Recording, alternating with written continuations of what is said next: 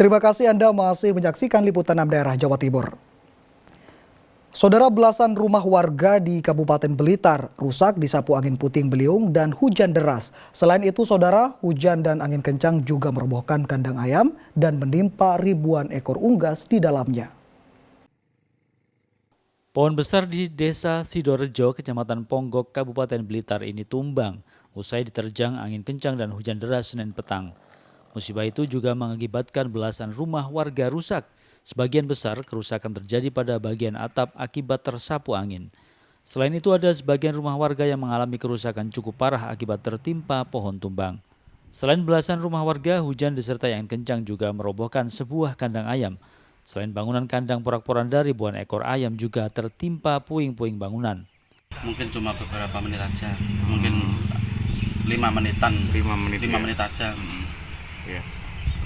Mas, pas kandangnya roboh itu jenengan posisi di rumah ya? Di rumah melihat sendiri langsung. Iya, itu seperti apa? Langsung dihempas angin, langsung rubuh pelan-pelan. Rubuh pelan-pelan. Ini ada ayamnya juga ya? Ada ayam umur 10 hari. Jumlahnya berapa ekor? 4.000 ekor. 4.000 ekor. Berarti baru masukkan ayam ya? Iya, masih umur 10 hari. Jadi penanganan kemarin sore setelah kejadian langsung kita kirim personil ke lokasi untuk melakukan asesmen sama penanganan. Jadi untuk laporan yang masuk ke kami sementara yang terdampak 17 rumah, rincang kerusakan rumah, 1 rumah rusak berat, 1 rumah rusak sedang, 15 rumah mengalami kerusakan ringan. Jadi yang kerusakan termasuk kandang ayam sama rumah warga. Untuk korban jiwa nihil kerugian sekitar 150 juta. Pasca kejadian, warga dibantu petugas BPBD dan aparat gabungan TNI Polri menyingkirkan puing-puing bangunan rusak serta memotongi pohon yang tumbang. BPBD Kabupaten Blitar masih melakukan pendataan jumlah rumah warga yang rusak.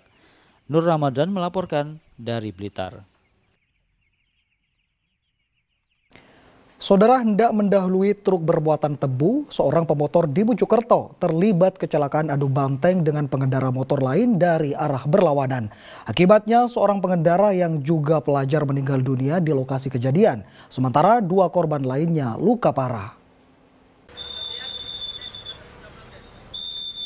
2 pengendara motor terlibat tabrakan adu banteng di Jalan Raya Desa Sidoharjo, Kecamatan Jetis, Kabupaten Mojokerto.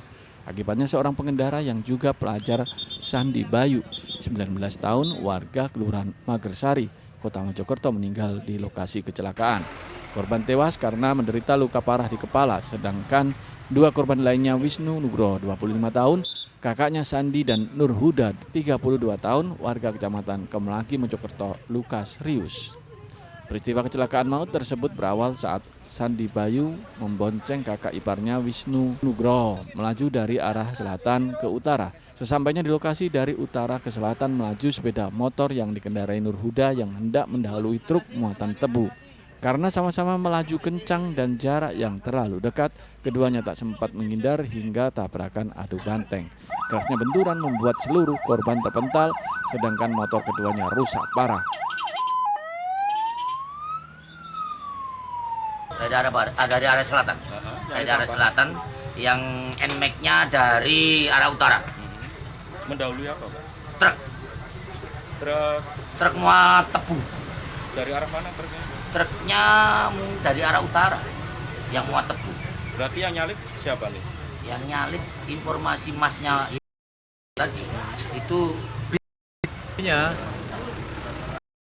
nyalip kanan dari utara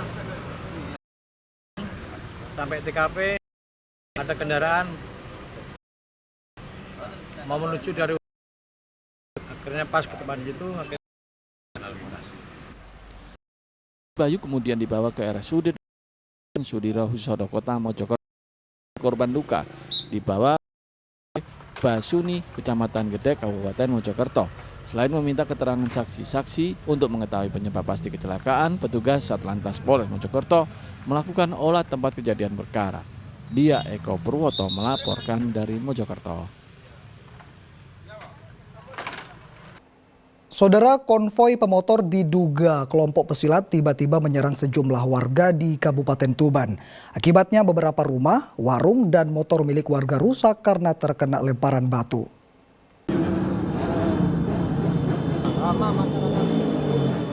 Suasana mencekam terjadi di jalur penghubung Bojonegoro Tuban di Desa Bangunrejo, Kecamatan Suko, Kabupaten Tuban. Meski sudah dikawal polisi, sejumlah pemotor diduga kelompok pesilat tiba-tiba menyerang warga desa setempat dengan melempari batu. Akibatnya beberapa rumah, warung, dan motor milik warga mengalami kerusakan.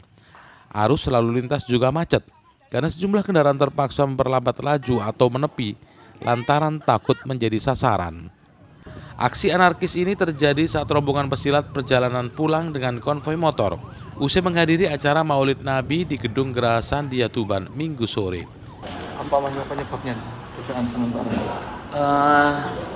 Ya biasa pas pada saat melintas gitu kan, karena berkelompok, psikologi kelompok kan seperti itu. Jadi ada euforia mereka, player, ada ketersinggungan dan lain sebagainya, terprovokasi. Ya, jadi untuk pelaku masih kita dalami. Untuk identitas sudah kita dapatkan, tinggal kita kejar. Kini polisi masih memburu pelaku yang nekat merusak sejumlah toko, rumah, dan motor milik warga. Sapari Ranuwijaya melaporkan dari Tuban. Ya, saudara, peringati Hari Batik Nasional, belasan siswa sekolah dasar di kawasan Desa Wage, Kecamatan Taman, Kabupaten Sidoarjo, belajar membatik tradisional menggunakan canting. Nah, seperti apa keseruan pelajar dalam membatik, saudara? Berikut liputannya untuk Anda. Antusiasme belasan siswa sekolah dasar membatik terlihat saat menggoreskan lilin canting di atas kain. Meski baru pertama membatik, namun siswa tak ragu untuk menggambar. Salah satu siswa SD Muhammadiyah 3 Ikrom Raihan mengatakan senang bisa belajar membatik bertepatan dengan Hari Batik Nasional. Ia dan teman-temannya belajar membatik agar batik sebagai warisan budaya dunia tetap dikenal pelajar.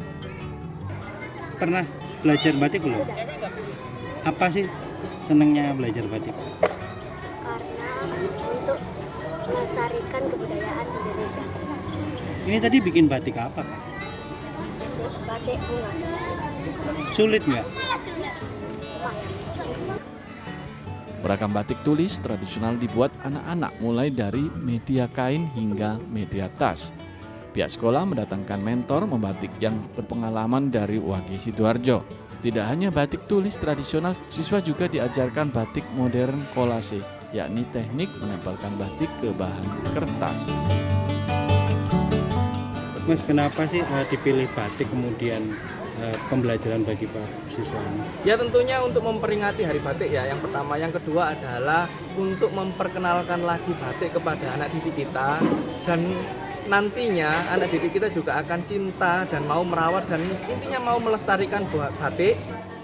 Pada peringatan Hari Batik Nasional ini, siswa diharapkan bisa mengenal dan menciptakan batik yang sudah diakui dunia sebagai warisan budaya tak benda.